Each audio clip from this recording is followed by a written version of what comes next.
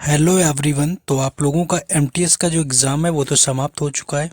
तो अब यहाँ पर ये एक इशू बन रहा है कि किसकी शिफ्ट यहाँ पर इजी आई हुई थी, किसकी शिफ्ट यहाँ पर हार्ड रही हुई थी।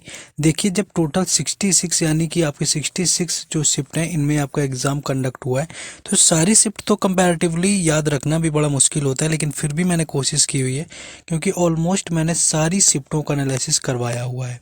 तो इससे क्या है कि कुछ आइडिया मिला है कौन सी शिफ्ट हार्ड थी आपकी। तो कुछ मैंने शिफ्ट ली हुई हैं जो कि हार्ड भी रही हुई हैं, आपकी इजी भी रही हुई हैं। बाकी जिनका एग्ज़ाम था वो लोग भी कमेंट करके बताएंगे कि उनकी इजी थी या हार्ड थी। थोड़ा आप लोग भी सपोर्ट करेंगे, बाकी मैंने अपना बेस्ट दिया हुआ है। दूसरा इशू यहाँ पर ये आ रहा है कि एमटीएस की जॉब मिलेगी या फिर हवलदार की मिलेगी, या दोनों में से बेहतर कौन रहेगा। मुझे एमटीएस ही चाहिए या मुझे यूनिफॉर्म चाहिए, तो मुझे हवलदार की जॉब चाहिए। और नॉर्मलाइजेशन जो होता है वो कितने नंबर तक का आपका लास्ट ईयर में हुआ है, कितना मिनिमम चला जाता है आपका, कितना मैक्सिमम चला जाता है, यानी कि काफ़ी कम स्कोर करके भी आप जॉब ले पाते हैं एमटीएस के अंदर। नॉर्मलाइजेशन भी एक इम्पॉर्टेंट यहाँ पर फैक्टर है जो कि इम्पोर्टेंट रोल प्ले करता है, यहाँ पर देखेंगे आप लोग। तो इन चीज़ों के बारे में ओवरऑल वन बाय वन सब कुछ डिस्कस करेंगे। बस वीडियो को लास्ट तक बने रहना है, वीडियो को शेयर कर देना है, लाइक कर देना है। लेकिन उससे पहले मैं आप लोगों को बता दूं कि देखिए, जो लोग टेक्स्ट बुक का पास प्रो लेना से रह गए थे, यानी कि दिल्ली जब दिवाली वाली आपकी सेल चल रही थी तो काफ़ी लोग नहीं ले पाए थे, तो फिर से टेक्स्ट बुक की तरफ से एक सेल आ चुकी है आपकी सपनों की उड़ान नाम की सेल, जो कि जिसका टाइम पीरियड आपका 14 से 15 नवंबर तक रहने वाला है। जिसमें कि अगर आप मेरा कूपन कोड राज10 यूज करेंगे तो आपको 12% के डिस्काउंट के साथ में 439 रुपीज़ में पूरे एक साल के लिए टेक्स्ट बुक का पास प्रो मिल जाएगा। जिसमें कि आप किसी भी एग्ज़ाम की तैयारी करते हैं, किसी भी एग्ज़ाम की प्रिपरेशन करते हैं आप, तो उस एग्ज़ाम के मॉक टेस्ट साथ ही साथ आपको प्रीवियस ईयर पेपर भी सारे के सारे मिल जाएंगे। परचेज करने का जो लिंक है वो मैंने डिस्क्रिप्शन में दे दिया है, जाइए वहाँ से परचेज करिए, और कमेंट बॉक्स में भी पिन कर दिया गया है। तो ये आज का लास्ट ऑफर है, आज के बाद ये आपको ऑफर फिर से समाप्त हो जाएगा और 600 रुपीज़ में आपका मिलने लगेगा।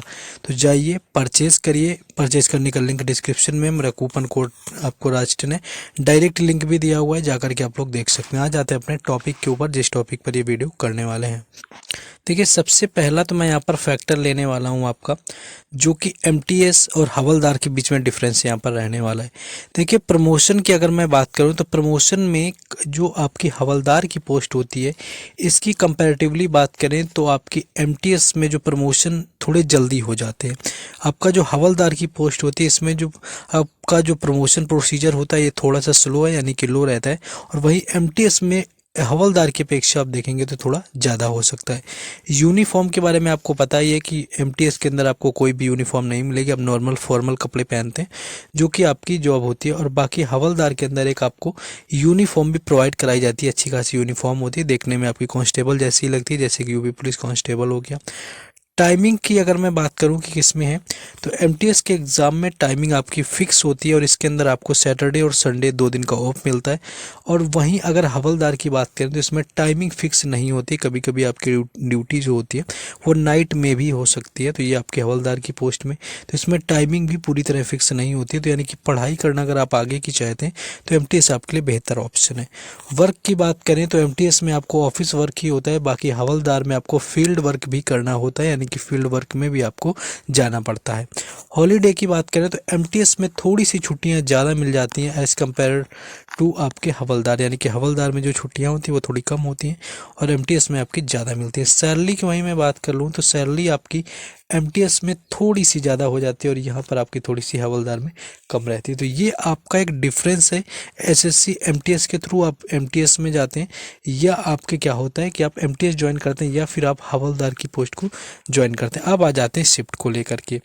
देखिए, हार्ड शिफ्ट की बात करें तो जितना जैसा कि मैंने एनालिसिस करवाया, हार्ड तो आपकी ऑलमोस्ट सारी थी जीके के मामले में, लेकिन ये कुछ जो आपकी 9 अक्टूबर की थर्ड शिफ्ट हो गई, 14 अक्टूबर की आपकी फर्स्ट शिफ्ट हो गई और 8 अक्टूबर की आपकी सेकेंड शिफ्ट हो गई, ये शिफ्ट मुझे काफ़ी हद तक जो है ज़्यादा हार्ड लगी हुई हैं। तो 8 अक्टूबर की सेकेंड शिफ्ट आपकी हो जाएगी, 14 अक्टूबर की फर्स्ट शिफ्ट हो जाएगी और 9 अक्टूबर की जो है थर्ड शिफ्ट हो जाएगी। ये आपकी तीनों शिफ्टें हार्ड लगी हुई हैं। बाकी आपका एग्ज़ाम था तो आप लोग और बेहतर यहाँ पर बता सकते हैं। अब थोड़ा मॉडरेट और इजी की तरफ चल देते हैं।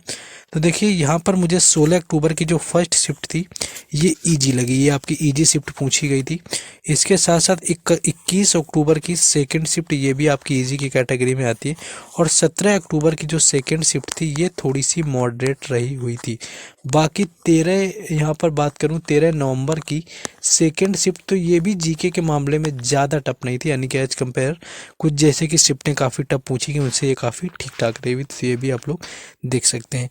तो ये आपकी इजी और हार्ड शिफ्ट थी, जिनका एग्ज़ाम था वो लोग और क्लियर करेंगे कमेंट करके। आप लोग को बिल्कुल जेन्युइन यहाँ पर देना है आपका अपना। बाकी हम बात करेंगे अब नॉर्मलाइजेशन की, कि नॉर्मलाइजेशन जो होता है वो किस फैक्टर पर आपका होता है, कितने नंबर तक यहाँ पर इंक्रीज हो जाते हैं। देखिए ये मुझे एक स्कोर कार्ड मिला है भाई का, मैंने एडिट भी किया हुआ है। यहाँ पर अगर आप देखेंगे यहाँ पर नंबर, तो यहाँ पर अगर इनके नंबर मैं ऐड करूँ तो देखिए इंग्लिश लैंग्वेज के अंदर आपके 67 थे और जनरल अवेयरनेस में 41 थे, यानी कि 67 में जब आप 41 काउंट करेंगे तो ये आपका 8 हो जाएगा और ये आपका 10 हो जाएगा, यानी कि टोटल 108 नंबर इसके अंदर बने, 108 नंबर यहाँ पर बने हुए थे। और इस भाई का जो ऑलमोस्ट सिलेक्शन हो गया था, क्योंकि इसके जो नंबर बने हुए थे, आपका नॉर्मलाइज स्कोर था ये 129 हुआ था। तो 129 यानी कि देखेंगे कि यहाँ पर 21 नंबर का नॉर्मलाइजेशन इनको मिला हुआ था। 108 नंबर ये लाए हुए थे। ये देखिए आपका यहाँ पर जो एलोकेटेड इनको कैटेगरी हुई थी 6 के हिसाब से, एलोकेटेड स्टेट आपका 37 मिला हुआ था। इसी तरह से आपका आएगा एलोकेटेड कैटेगरी, एलोकेटेड स्टेट, तो इनका हुआ था जाकर के यहाँ पर।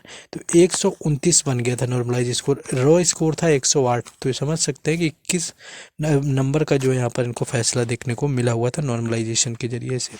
अब आपको दूसरे लो आपके स्कोर के मैं दिखा दूं कि लो स्कोर के कैसे क्या रहे हुए थे।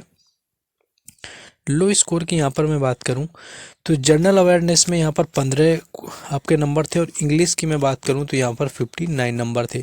इन दोनों को आप ऐड करेंगे तो ये आपका 74 जाता है, यानी कि भाई का जो स्कोर था वो 74 रहा हुआ था, और नॉर्मलाइज होकर के ये आपका स्कोर है 88 चला गया था। तो 74 से आपका 88 स्कोर हो रहा है, यानी कि यहाँ पर देखेंगे तो 14 नंबर आपके, यानी कि 14 नंबर इसके अंदर इंक्रीज किए हुए थे। तो ये शिफ्टें देख सकते हैं, शिफ्ट के हिसाब से नॉर्मलाइजेशन होता है, लेकिन फिर भी अदर एग्जाम के कंपेयर में देखेंगे तो एमटीएस में थोड़ा नॉर्मलाइजेशन ज़्यादा ही देखने को मिलता है। नेक्स्ट आ जाते हैं अगले में हम लोग। नेक्स्ट इसमें आपको शायद थोड़ा ब्लर सा दिख रहा होगा, तो यहाँ पर मैं बात करूँ तो भाई का जो कट ऑफ ये आपका बना हुआ था 36 नंबर ही बना हुआ था, यानी कि बिल्कुल ही इनका सही नहीं था, आप देख सकते हैं। क्योंकि जनरल अवेयरनेस के अंदर इन्होंने 35 नंबर स्कोर किए, और इंग्लिश के अंदर इन्होंने सिर्फ 1 नंबर स्कोर किया, यानी कि 35 नंबर जीके में और 1 नंबर सिर्फ इंग्लिश में लेकर के आए, जो कि 35 + 1 यानी कि 36 नंबर बना हुआ था यहाँ पर।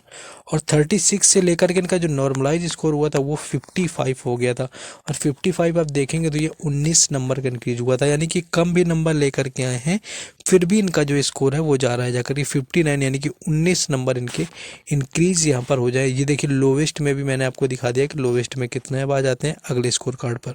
एक देखिए ये स्कोर कार्ड है, यहाँ पर देख सकते हैं कि इनका जो स्कोर था आपका, यहाँ पर आपका ये इंग्लिश का 52 था, जीके का नहीं दिख रहा है। ओवरऑल इनका जो स्कोर था पूरा का पूरा 104 रहा हुआ था, लेकिन इनका नॉर्मलाइज स्कोर 110 हुआ था, यानी कि टोटल 6 नंबर ही इनको नॉर्मलाइजेशन में मिले हुए थे। तो कुछ लोगों को काफ़ी कम नंबर मिलते हैं, कुछ लोगों को काफ़ी ज़्यादा नंबर मिलते हैं। तो ये आयोग जो होता है एसएससी वो डिसाइड करता है किसकी शिफ्ट वो लोग इजी मानते हैं और किसकी हार्ड मानते हैं, या कंपैरेटिवली काफ़ी हार्ड थी भी या नहीं थी, या उस शिफ्ट में एवरेज जो स्कोर था वो कम ही रह गया, लोग कम ही ऐसे बैठ गए, वो स्कोर ही नहीं कर पाए। तो ये कुछ तरीके हैं नॉर्मलाइजेशन के, जिसमें कि अच्छा खासा नॉर्मलाइजेशन एसएससी एमटीएस में देखने को मिलता है। आई होप कि सभी के डाउट क्लियर हुए होंगे। बाकी अगर कोई आपके एडवाइस है तो वीडियो के कमेंट बॉक्स में जाकर के आपको बता देना है। बाकी वीडियो को लाइक भी करना है, शेयर कर देना है, चैनल को सब्सक्राइब करना है, क्योंकि हर अपडेट मैं दे भी रहा हूँ, और आपको मैंने जो है एमटीएस में हर शिफ्ट का एनालिसिस भी करवाया हुआ है। बाकी मिलते हैं नेक्स्ट वीडियो में। जय हिंद।